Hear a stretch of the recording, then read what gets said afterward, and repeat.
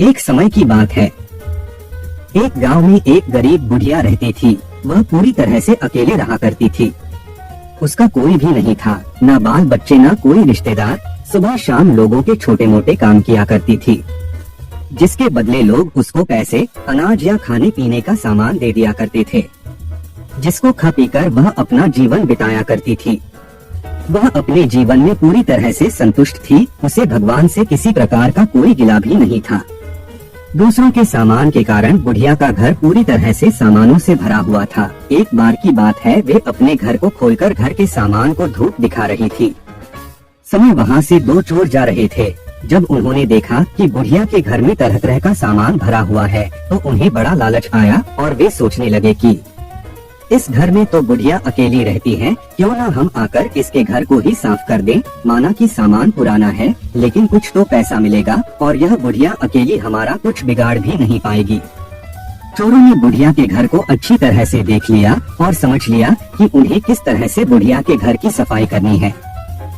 उसके बाद चोर अपने घर वापस चले गए। बुढ़िया बेचारे को सपने में भी यह ख्याल नहीं आया कि उसके घर में भी कभी चोरी हो सकती है, क्योंकि उसके घर में तो खुद के उसके कपड़े तक उसके नहीं थे। सब कुछ गांव वाले उसे दिया करते थे, जो वह अपने घर में रख लेती थी। खैर, कुछ दिन बीत गए और एक दिन रात में चोर अपने दो साथियों को लेकर बुढ़िया के घर पहुंच गए। कमाल की बात यह थी कि उस दिन सरपंच ने बुढ़िया को चावल, दूध और चीनी दी थी और बुढ़िया बहुत खुश थी। बुढ़िया ने खुशी खुशी अपने लिए खीर बनाई और खीर बनाकर वह उस खीर को चूल्हे पर रखकर सोचने लगी कि अभी तो खीर बहुत ही गर्म है, जबकि थोड़ी ठंडी हो जाएगी तब आराम से खाऊंगी। और अपने बिस्तर पर लेट गई और खीर के ठंडा होने का इंतजार करने लगी। लेटे लेटे उसे नींद आ गई और वे सो गई और जोर जोर से खर्राटे लेने लगी। चोर बाहर खड़े थे। बुढ़िया के खर्राटे की आवाज सुनते ही उन्होंने सोचा कि चलो अब रास्ता साफ हो गया और अब हम आराम से बुढ़िया का घर साफ कर सकते हैं। वह सब जल्दी जल्दी आकर बुढ़िया के घर में सामान तलाशने लगे, परंतु कमाल की बात यह थी कि उन्होंने जो देखा था वह बिल्कुल गलत था। बुढ़िया का घर तो सामान से भरा हुआ था, किंतु एक भी सामान साबुत नहीं था। हर सामान टूटा फूटा, पुराना और खराब था।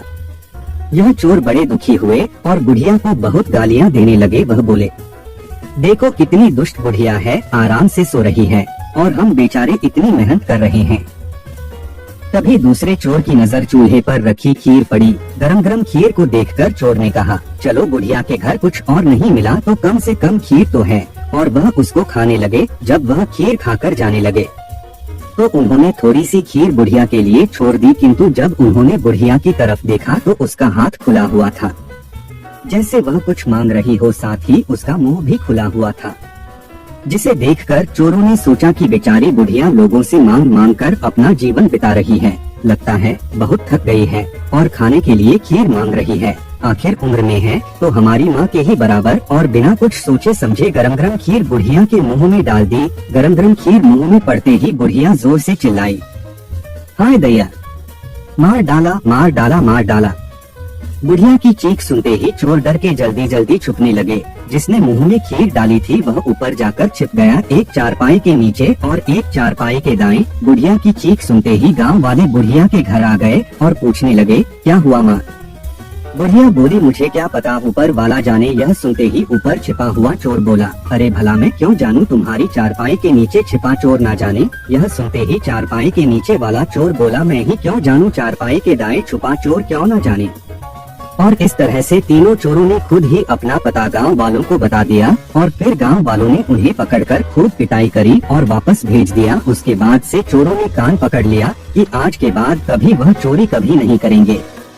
चोर चाहे जितनी भी कोशिश करे अपने आप को छुपाने की, लेकिन वह फिर भी पकड़ा जाता है। इसलिए हमें कभी चोरी नहीं करनी चाहिए और अपने बच्चों को यही सीख देनी चाहिए।